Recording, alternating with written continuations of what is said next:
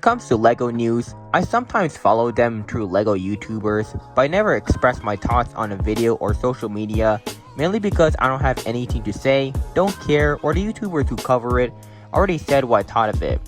But this is an exception because today, LEGO has announced they'll acquire BrickLink. And for those who don't know, BrickLink is an online marketplace founded in 2000 by Dan Zizek, which to summarize it, it's like eBay but for LEGO. And although this may be surprising for some, this isn't the first time that LEGO has worked with BrickLink, because months prior, in celebration of the LEGO's 60th anniversary, LEGO collaborated with BrickLink with a line of kits that are exclusive to the BrickLink store, which these sets feature a printed brick that's exclusive to these sets. For me, personally, I shop there occasionally, mainly for minifig parts and sometimes LEGO pieces, if I don't feel like going to a store or I needed the parts for my kit. If you guys want, you can buy my kit on eBay. Link is in the description below.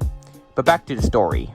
In an interview from Brickset, the CEO of LEGO, Niels B. Christensen, said, "Our adult fans are extremely important to us. They are passionate, committed, and endlessly creative. We have worked closely with the community for many years and look forward into deepening our collaboration through BrickLink. We plan to continue to support the active marketplace and evolve BrickLink's digital studio, which allows our talented fans to take their creativity to the next level."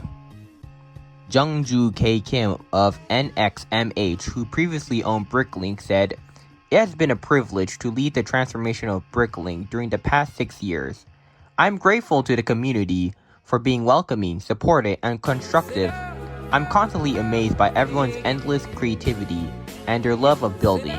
I'm confident that the platform will be in good hands with the LEGO Group.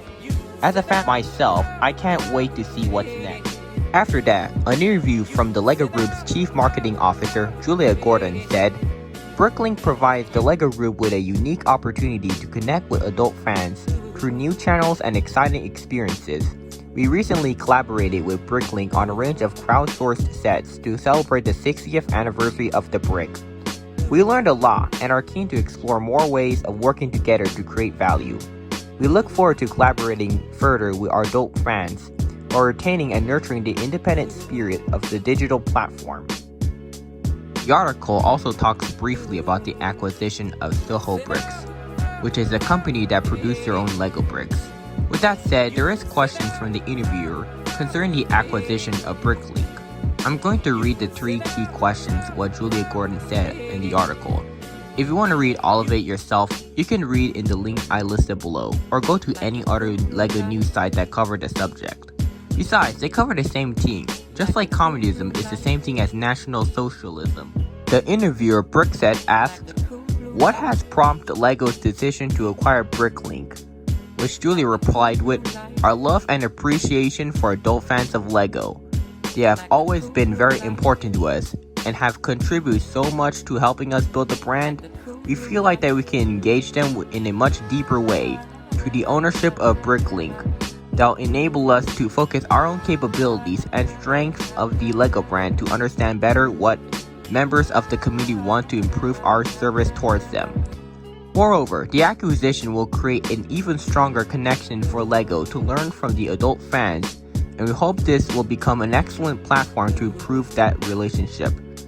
BrickLink's global audience is also important, enabling us to broaden our reach to AFOLs around the world." Another question is LEGO making any changes to BrickLink?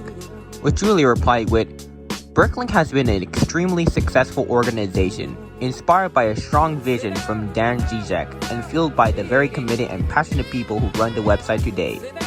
We do not, therefore, anticipate making any changes. Instead, we hope to support them and maintain some of that independent spirit." And finally, how would you reassure fans who might be nervous about LEGO acquiring BrickLink, given its close integration with fans?